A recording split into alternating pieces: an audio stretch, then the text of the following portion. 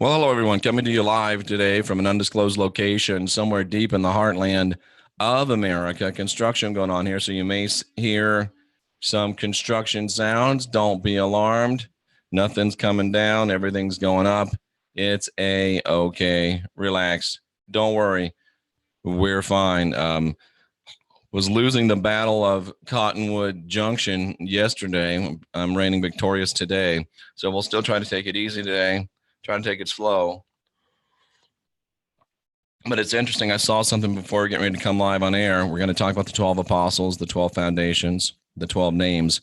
But I have to talk about something first. It's a little bonus coverage, breaking news. And I was thinking about it because I've been to Notre Dame Cathedral myself.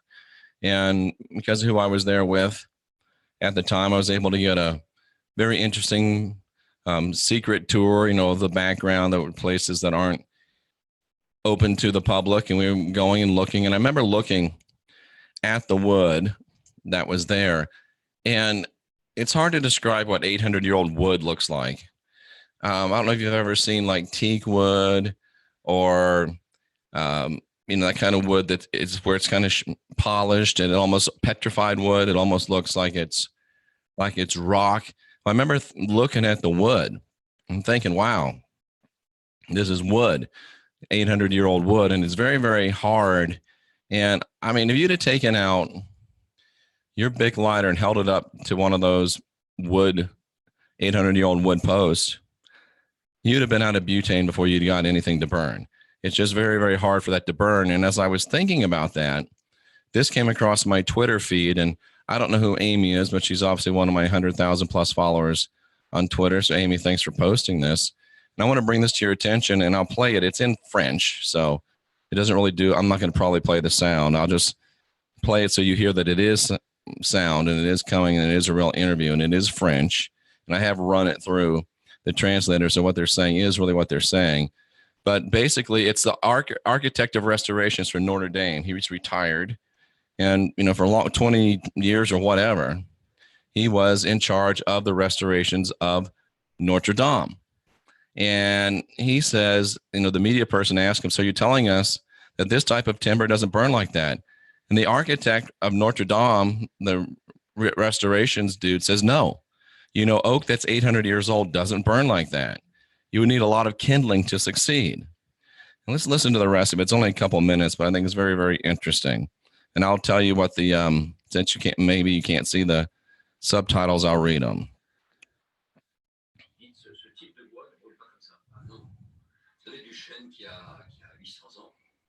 He says it's 800 years old. It's very, very hard. Try to burn it. I've never tried, but old oak, it's not very obvious at all. It'd take a lot of kindling to succeed. I'm going to go ahead and just get rid of the sound because we don't know French anyway. He says, I think that no. It stupefies me a lot. And where does this thought lead you? And to what hypothesis does it bring you? I don't have any hypothesis that I could tell you, says the man. Let me just interpret that for you. I'll translate that from French to English. Bro, I retired from Notre Dame. I want to keep my pension. That's exactly what the translation is. That's a literal translation. I don't have any hypothesis that I could tell you. Which hypothesis could I propose? He asked. Wow, that was quick. Listen to what this guy's saying, folks. There's no way that it could burn like this. I can't tell you what I think or they'll take my money, but damn, that was fast that thing burned up. Let's keep going. Then we could do anything else in order for it to go this fast. He says, he just said, I don't think of anything that I could do to make it burn that fast. I'm lost in conjectures, he says. I mean, I retired in the 90s. And just before I retired, he says, listen to this. Just before I retired, we updated all the electrical wiring of Notre Dame. So there's no possibility of a short circuit. This is what the guy just said. Before I retired, we updated all the wiring. He says there's no possibility of a short circuit.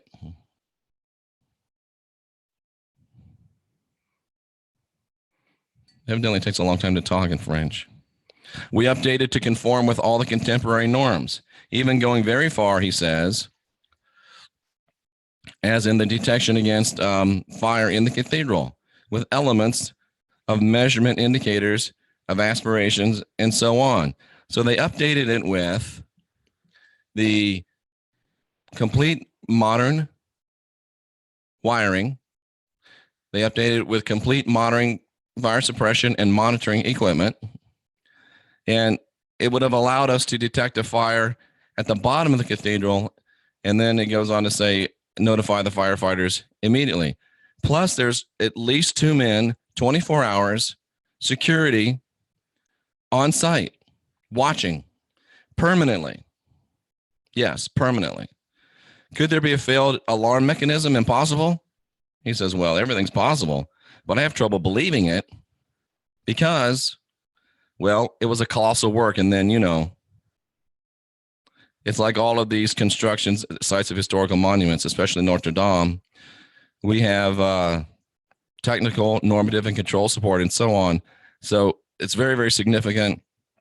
He says that you won't see anyone else there. He says there's never anyone else there. It's very highly controlled. And I was there, and I have to say I'm rather stunned.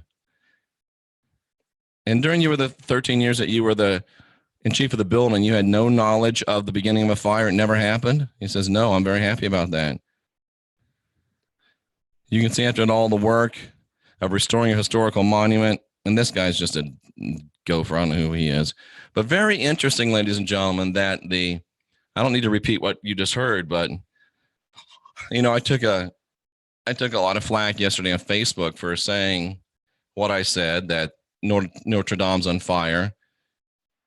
3 days ago, they sentenced a woman to 8 years for trying to start it on fire 3 years ago. That's okay. That's what I'm here for. And I still say that it was an act of terrorism. It may not be Muslim terrorism. It may be. It may not be Christian terrorism. It may be. It may be strictly financial-based terrorism, but it's still terrorism. There was some type of an accelerant used that stupefies even the guy that was in charge of Notre Dame and its restoration for years and years and years. Thank you.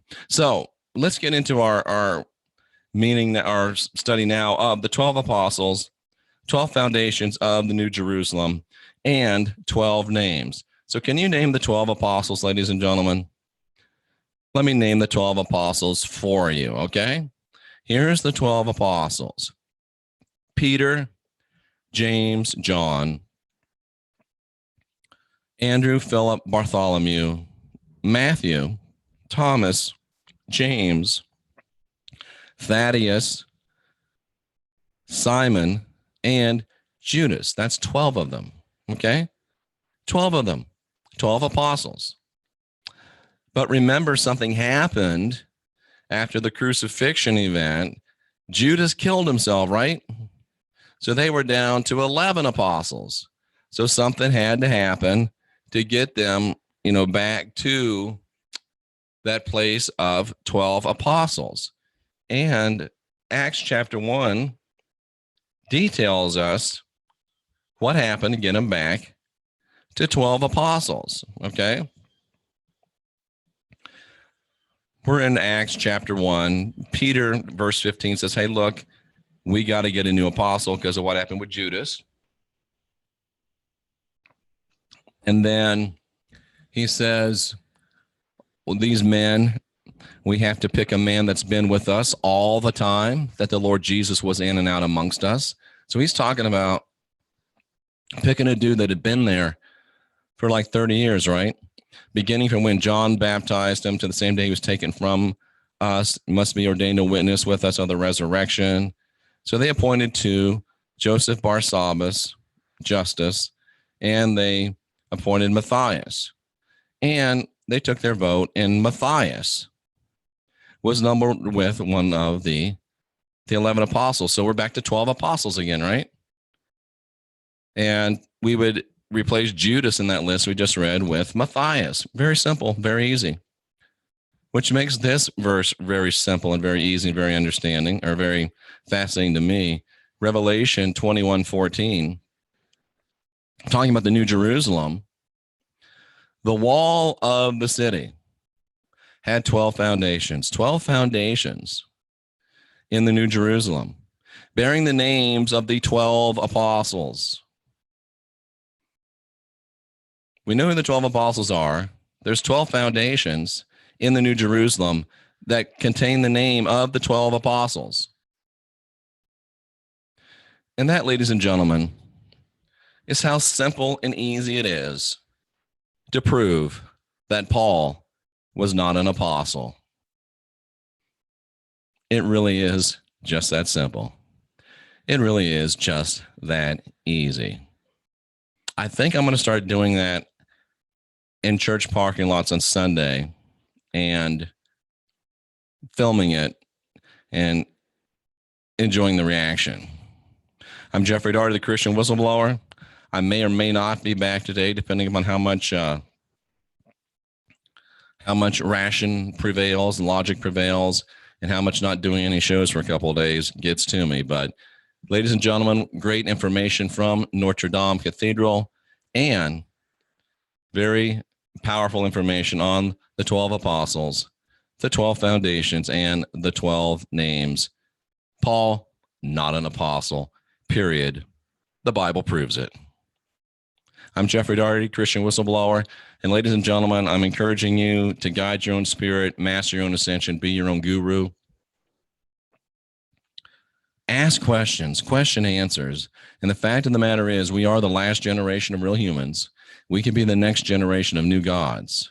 Everything you want to accomplish is within your reach. Everything you're meant to be is within your reach if you unindoctrinate yourself.